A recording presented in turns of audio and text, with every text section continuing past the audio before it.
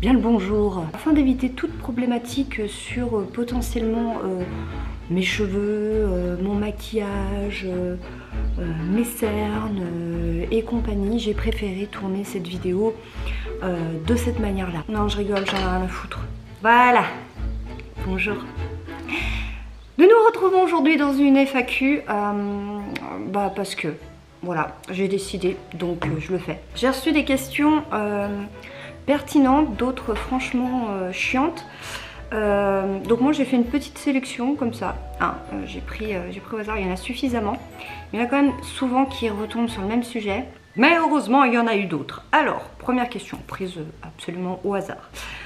Coucou Maïva, n'angoisses-tu pas trop de la rentrée au collège de Libye? Évidemment.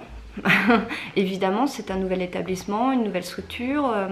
Est-ce qu'elle va bien s'y intégrer? Est-ce qu'elle va pouvoir se faire des amis? On sait que c'est un âge, déjà depuis le CP, ça commence à être un petit peu moins cool entre les enfants, mais au collège, c'est encore un petit peu délicat, c'est un peu taquin entre eux, c'est un peu la critique facile. J'ai peur qu'elles subissent du harcèlement, j'ai peur que elles subissent de la méchanceté, mais ça j'ai envie de dire, ça fait partie intégrante de notre monde en fait, malheureusement. J'espère surtout qu'elle viendra m'en parler s'il y a le moindre souci, mais ça voilà, je vais faire en sorte de lui faire comprendre qu'elle peut m'en parler, qu'il n'y a pas de honte à avoir, qu'il n'y a pas de sujet tabou. Ça elle le sait déjà de toute façon avec moi, j'ai pas vraiment de sujet tabou avec mes enfants et je ne veux pas en avoir. Voilà, j'espère qu'elle communiquera et qu'elle ne se renfermera pas sur elle-même et que tout se passera bien. Mais évidemment que ça me stresse. Voilà, j'espère juste que ça se passe bien et c'est tout. Quelle est ta boisson préférée? Iced tea. J'adore. Non, franchement, tout ce qui est coca et compagnie, c'est pas que j'en bois pas. S'il y en a, je vais en boire. Mais tout ce qui est gazeux en général... Je sais pas vous, mais moi ça me fait super mal quand je bois du gazeux. Je trouve que c'est... déjà ça donne encore plus soif. Enfin ça c'est vraiment un avis personnel.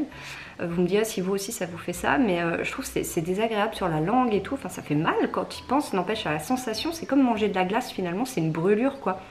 Mais je trouve que c'est pas agréable quand t'as vraiment soif, quand il fait chaud comme aujourd'hui. De boire du gazeux, ça te donne encore plus soif. Là moi je préfère prendre quelque chose de bien frais.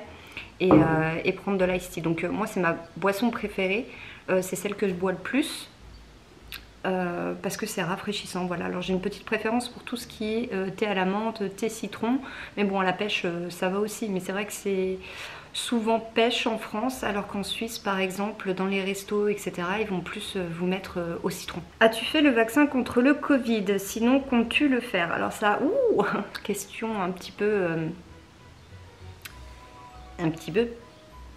drama, j'ai envie de dire, parce que forcément chacun aura son opinion sur le sujet. Tu diras que tu te fais vacciner, t'en auras qui te diront mais pourquoi tu fais ça, et puis tu te fais pas vacciner, il y en a qui te diront mais pourquoi tu le fais pas. Donc c'est un petit peu compliqué. Moi personnellement je ne l'ai pas fait et je ne me pose même pas la question si je vais le faire ou pas pour l'instant en tout cas.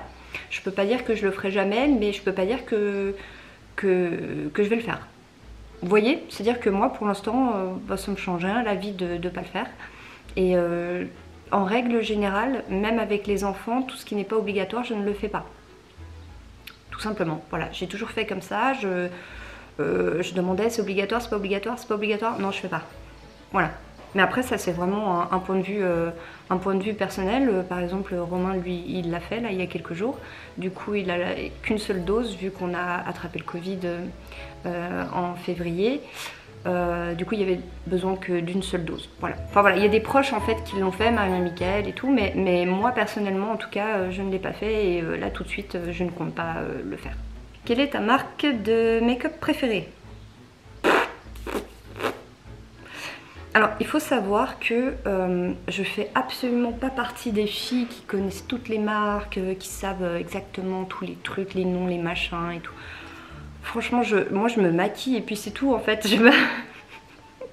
C'est-à-dire que si je vais tomber sur une marque qui me plaît bien, voilà, je vais continuer sur celle-là. Et je vais pas franchement chercher une autre marque. En gros, c'est ça.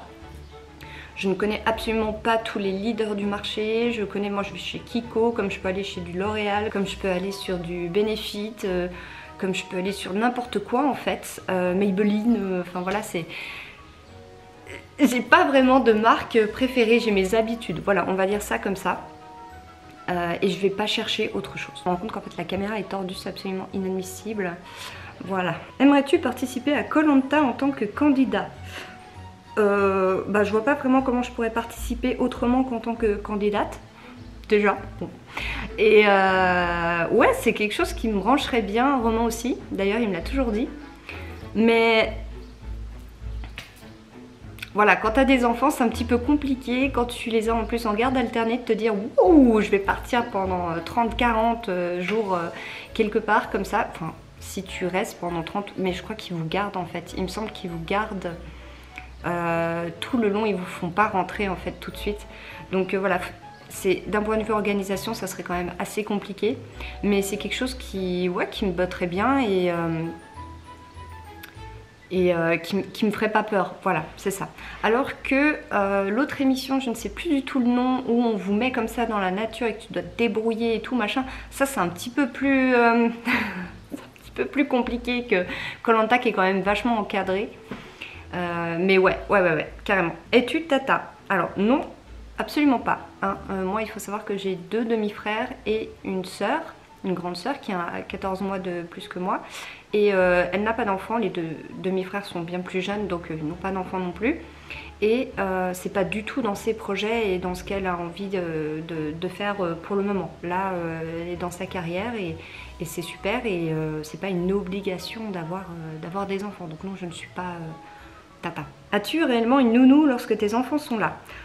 Oh là là, il y a eu une polémique là-dessus, soi-disant que j'aurais caché une nounou tous les mercredis et les week-ends à la maison, ce qui est totalement faux, mais c'est faux, c'est faux.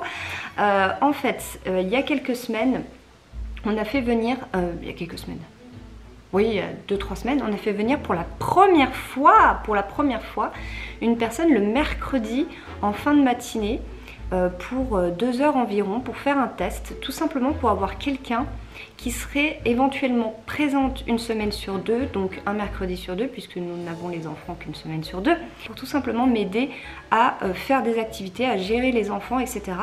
Parce qu'il faut savoir aussi que les activités extrascolaires vont, je l'espère, reprendre et donc que je ne peux pas me dédoubler ayant 6 enfants à la maison.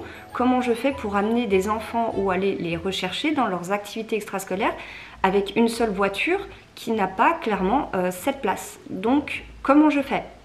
Donc c'est aussi pour ça qu'on a fait appel à une pro pour voir comment ça se passait, si ça se passait bien, etc.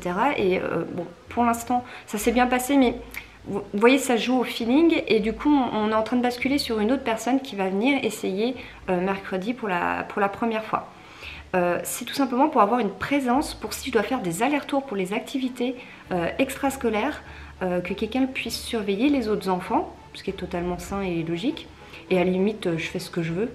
Enfin, on fait ce qu'on veut avec Romain, pas de compte à rendre. Et pour éventuellement des activités aussi ici. Hein. C'est pour encadrer, aider et me permettre de faire des allers-retours avec les activités des enfants qui vont reprendre en septembre. Même si là j'ai amené 2 fois Théo au foot parce que ça reprenait là pour le mois de juin. D'ailleurs il le faisait gratuitement, donc je lui ai demandé s'il voudrait refaire le foot, ce qui n'intéresse personne d'autre. Donc il n'y avait que lui qui voulait y retourner. Et un des fils de Romain. Mais sinon les activités extrascolaires, clairement là avant septembre, il n'y a rien qui va reprendre. Et encore en septembre on ne sait pas si ça sera à nouveau reconfiné, etc. Donc c'est un petit peu compliqué, mais on prend les devants en fait, hein, voilà, tout simplement. Et cette personne éventuellement pourrait également donner des cours, je dis des cours, c'est-à-dire sur des exercices à l'école qui n'auraient pas été éventuellement compris par les plus grands, puisque Chloé n'a pas forcément, elle n'a pas de devoir. Donc en fait c'est d'une pierre plusieurs coups.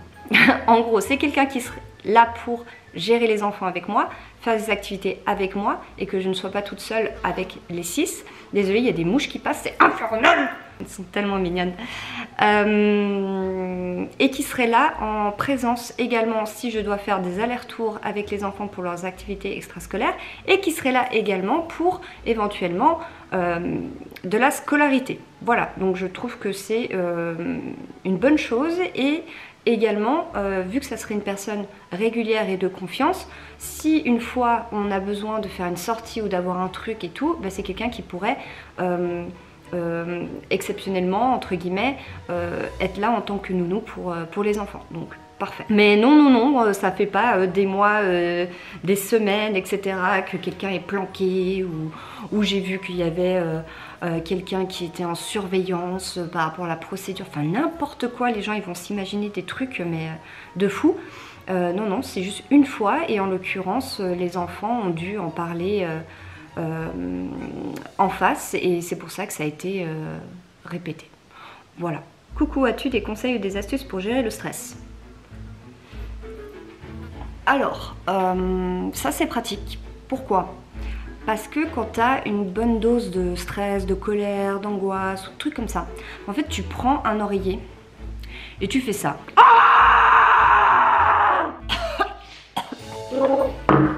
Voilà, normalement ça va mieux après. Un voyage de prévu cet été avec Romain ou avec les enfants? Alors, nous on est en mode, on se fait des petits séjours un week-end sur deux quand on n'a pas les enfants. On va pas super loin, mais on se fait des sorties maintenant qu'on n'est plus confiné, etc., qu'il y a des beaux jours et tout. Là par exemple, demain on va partir pour tout le week-end à Paris, on va visiter le Louvre et tout. Enfin moi je l'ai déjà vu, mais pas Romain. Et cet été on va partir du coup plusieurs jours sur Genève. Juste Romain et moi, et on part pendant une semaine avec les enfants à la mer dans le sud. On a loué une villa sur Airbnb et du coup on part tous ensemble. Donc on a hésité avec camping, Airbnb, puis on s'est dit non, en fait on aimerait être tous dans le même logement. Et ça va Malou? Ouais, tu interviens à chaque fois hein. Ouais, mais oui. Donc je disais, on voulait être tous dans le même logement, donc on est parti sur un Airbnb. J'en dirai pas plus, vous verrez quand on y sera, mais franchement on a vraiment hâte. Et ouais, ça va être chouette. Alors ça c'est une question qui est revenue énormément. Pourquoi les enfants ne vont pas à Genève avec vous lorsque vous y allez?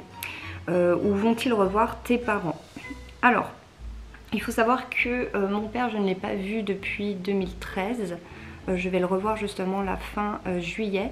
Le revoir, ça ne veut pas dire que je papote pas avec lui. Quand je parle de le revoir, c'est physiquement. C'est-à-dire que je papote depuis un moment avec lui, par téléphone, par message, etc. Mon père a connu Libby et Léo, donc Léo jusqu'à quelques mois, et donc il n'a jamais vu Théo et Chloé.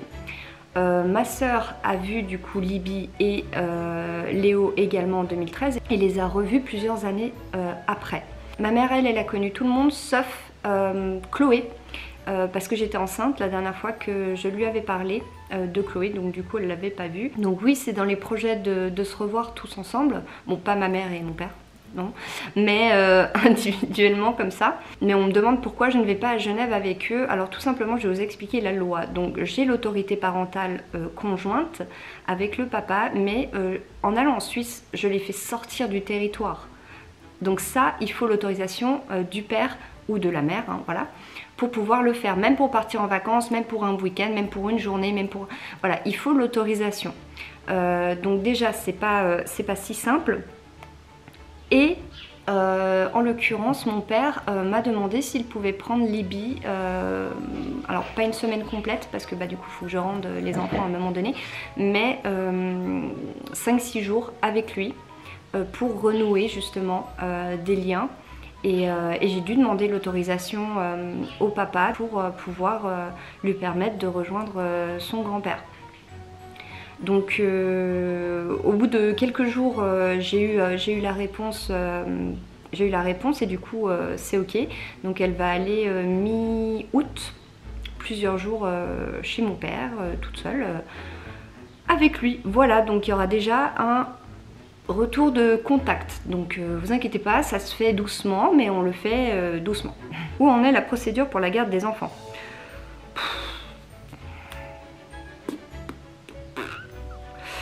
Alors, je vais être claire, je vais être très claire. Je sais que vous ne posez pas cette question enfin ça dépend des personnes, avec méchanceté, que c'est peut-être maladroit ou comme ça, mais il faut savoir qu'il y a des choses qu'on ne peut pas raconter sur les réseaux sociaux ou qu'on n'a pas le droit ou qu'on nous a interdit de dire. Moi j'esquive à chaque fois ça, tout simplement parce que je respecte ce qu'on m'a demandé, à savoir que rien n'est sur les réseaux. Donc si après en face ça ne respecte rien, il y aura les conséquences qu'il y aura et puis c'est tout. Voilà, hein, les personnes qui doivent être mises au courant sont au courant. Voilà. Mais moi personnellement je n'en développerai pas plus. Donc où on est la procédure, elle en est là où elle en est. Pour l'instant on est en garde alternée. Ça a été décidé comme ça parce qu'il n'y avait aucune raison que ça ne change, hein, tout simplement.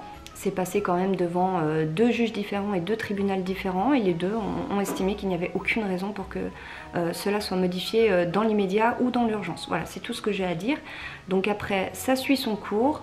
J'ai pas franchement de compte à rendre sans être méchante, hein, voilà, c'est juste la réalité. J'ai pas de compte à rendre en fait, publiquement. Si après il y en a qui veulent lancer des rumeurs, des trucs, des machins, des trucs, grand bien leur face. Moi en l'occurrence, de mon côté, tout va bien. Je veux dire, j'ai mes enfants, ils n'ont pas été retirés, ils n'ont pas été... Parce qu'en fait, non, non. Voilà, donc il y a eu tentative, mais non. C'est tout. Voilà, je m'arrête là. Hein. En résumé, on est en garde alternée, ça continuera encore tout l'été, même au mois de septembre, et puis après, on verra. Donc je bascule sur une autre question qui était un petit peu dans le même thème, sans rentrer trop dans le détail. Serais-tu déçu si le papa remportait la garde exclusive? Moi, à la base, je suis déçue tout court d'être dans cette guerre inutile avec des enfants au milieu. Elle était clairement inutile. Cette guerre, mais j'ai jamais voulu ça, j'ai jamais voulu tout ça. J'ai fait en sorte que une garde alternée puisse être maintenue malgré la distance. J'ai jamais lancé de procédure ou lancé de guerre. Et je l'ai dit hein, quand j'ai eu le droit à la parole, je l'ai dit lors de l'audience, dans l'histoire, les perdants, ça sera pas lui, ça sera pas moi. Ça sera les enfants. Parce que dans l'histoire, les enfants vont perdre papa ou maman. Perdre, c'est-à-dire qu'ils le verront beaucoup, beaucoup moins. Et ça, je trouve ça... Je trouve ça dégueulasse pour eux. Mais voilà, moi je suis très claire, c'est pas moi qui ai lancé tout ça, c'est pas moi qui ai voulu tout ça. Une garde alternée me convenait parfaitement. Mais en l'occurrence, si je ne me bats pas... mais j'ai pas le choix en fait. J'ai pas le choix, je me retrouve dans une guerre que je n'ai pas voulu et à me battre alors que je ne veux pas me battre. Voilà, que tout pourrait se passer bien pour eux, pour tous ceux autour, et je ne comprends pas en fait pourquoi on se retrouve là-dedans. Voilà, je vais rien rajouter de plus, je vais en rester là. Voilà. As-tu arrêté de fumer finalement? Oui, oui. Non, mais j'ai décidé qu'il fallait que j'arrête. Ça fait plusieurs jours que j'ai pas fumé. Donc franchement, c'est une sage décision. Bon, maintenant que je suis dehors et qu'elle est allumée, je vais rester avec vous. Non, alors en fait, j'ai arrêté complètement la cigarette du moment où j'ai su que j'avais été enceinte.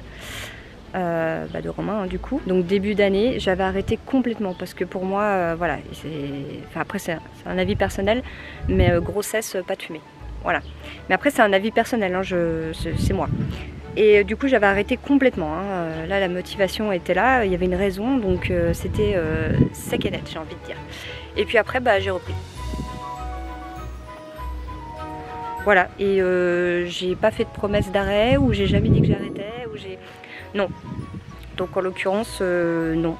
Là, j'ai pas prévu d'arrêter dans l'immédiat. Réduire peut-être, parce que là quand même, c'est un petit peu abusé.